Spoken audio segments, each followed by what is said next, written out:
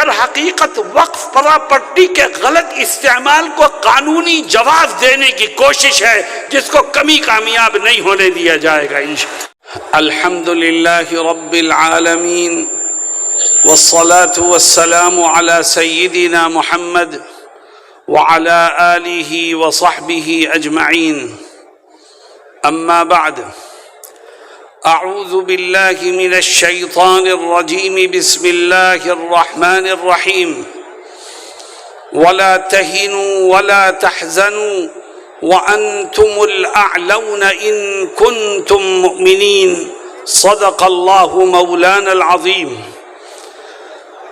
حضرت صدر محترم، جمعیت علماء بہار کے ذمہ داران اور صوبے کے کونے کونے سے آئے ہوئے لوگوں، میں آپ کو اس بات کا یقین دلانا چاہتا ہوں کہ جو اللہ پر ایمان رکھتا ہے وہ کبھی حالات سے مایوس نہیں ہوا کرتا۔ تاریخ اس بات کی گواہ ہے کہ اسلام اور مسلمانوں کو مٹانے والی طاقتیں مٹتی گئیں، اور اسلام آج بھی زندہ ہے، اور جب تک چاند سورج رہے گا اسلام باقی رہے گا۔ میرے دوستوں اور ساتھیوں،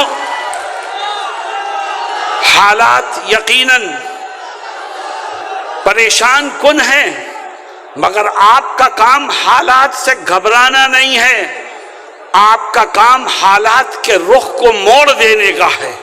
میرے دوستوں، مجھے یاد آیا کہ آج سے 70-80 سال پہلے کی بات، حضرت شیخ الہند مولانا محمود حسن دیوبندی رحمہ اللہ جب اپنے ساتھیوں کے ساتھ مالٹا سے چھوٹ کر ہندوستان آئے تو حضرت نے اپنے شاگردوں کو، مریدین کو، متوسلین کو جمع کیا اور یہ فرمایا کہ ابھی تک ہم آزادی کی جنگ تنہا مسلمانوں کو ساتھ لے کر کے لڑتے رہے، اور انگریز لڑاؤ اور حکومت کرو کی پالیسی پر عمل کرتا رہا۔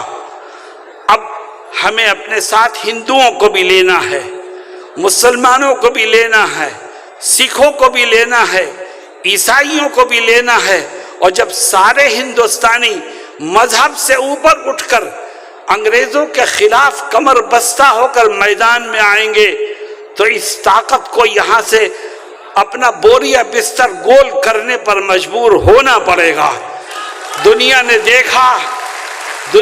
دیکھا کہ وہ حکومت کہ جس کے اقتدار میں سورج نہیں غروب ہوا کرتا تھا، جب ہندو مسلم اتحاد کے ساتھ اس کے خلاف قدم بڑھانے لگے اور آگے بڑھ کے اس کا مقابلہ کرنے لگے، ہندوستانیوں نے قومی حیثیت سے، مذہب سے اوپر اٹھ کر جب انگریزوں کا مقابلہ کیا تو انگریز جیسی طاقت کو بھی یہاں سے جانے پر مجبور ہونا پڑا۔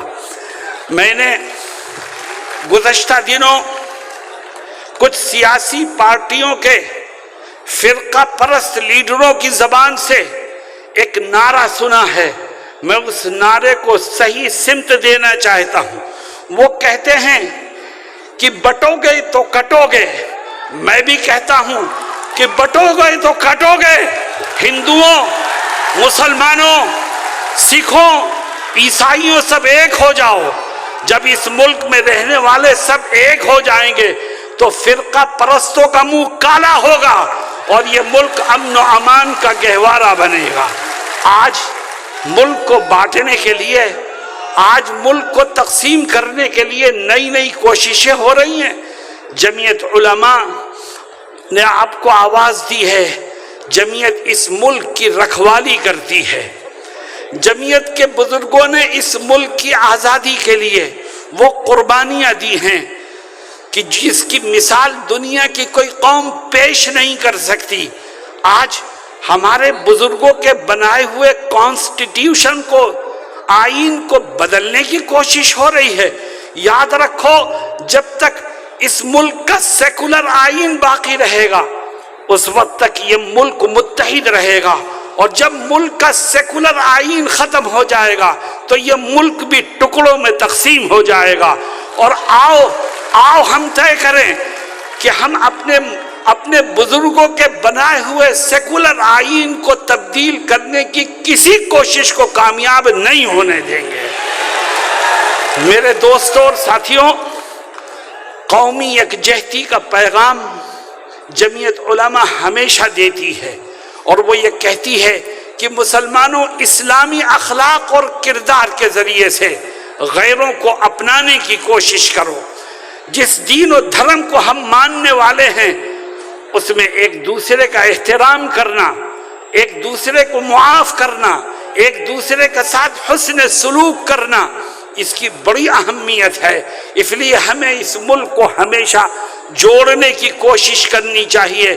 وہ طاقتیں جو نبی کریم صلی اللہ علیہ وسلم کی شان میں گستاخیاں کر کے مسلمانوں کا دل دکھانے کی کوشش کرتی ہیں، ہم ان طاقتوں کو یہ بتانا چاہتے ہیں کہ ہم اپنی ہر چیز قربان کر سکتے ہیں مگر اپنے نبی کی ناموس کا سودا نہیں کر سکتے۔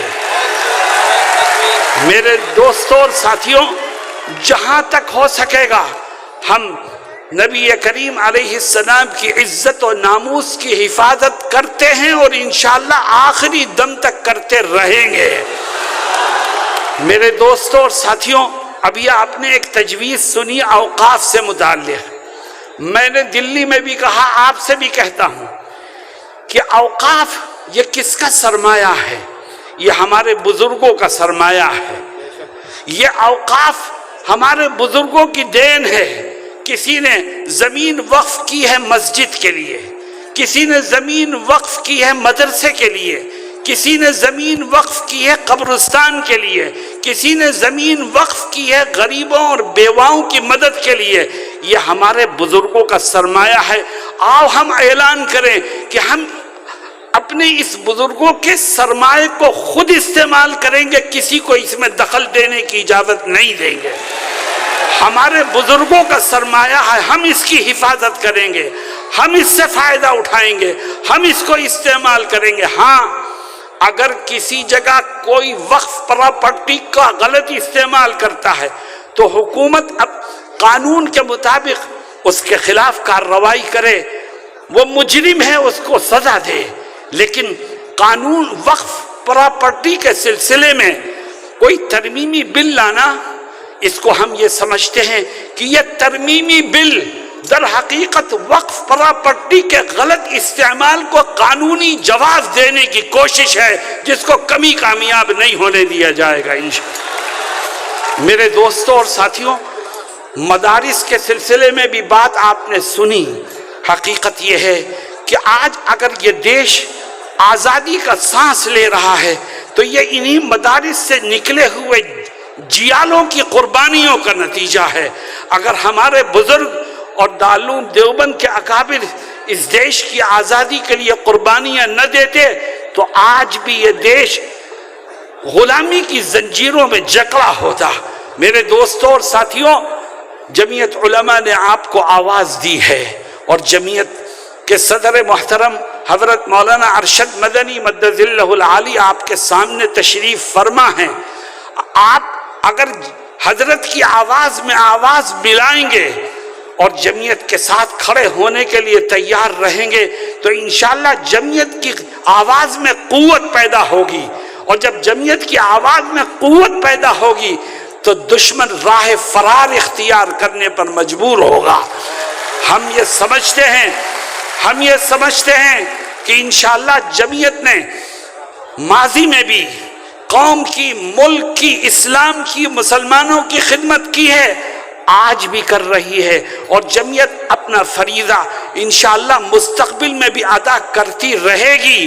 بس آپ اس بات کے لیے تیار ہو جاؤ کہ جمعیت جب بھی آپ کو آواز دے گی آپ قدم سے قدم ملا کر کے اس کے ساتھ کھڑے ہونے کو تیار ہو جائیں گے۔ میں نے شروع میں ایک آیت پڑھی تھی، اللہ رب العزت اس آیت میں کیا فرماتا ہے؟ کہتا ہے وَلَا تَهِنُوا وَلَا تَحْزَنُوا وَأَنْتُمُ الْأَعْلَوْنَ إِن كُنتُم مُؤْمِنِينَ۔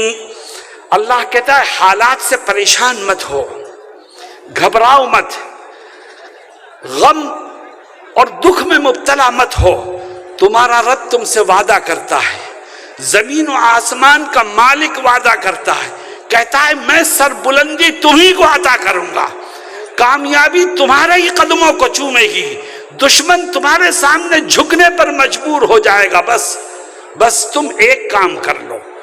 اے اللہ وہ کام کیا ہے؟ فرماتا ہے تم پکے سچے مومن بنو، میں دشمنوں کو تمہارے سامنے جھکنے پر مجبور کر دوں گا۔ تم مضبوطی سے ایمان کے دامن کو تھامو، اللہ رب العزت کامیابی کے راستے تمہارے لیے غیب سے کھولتا چلا جائے گا۔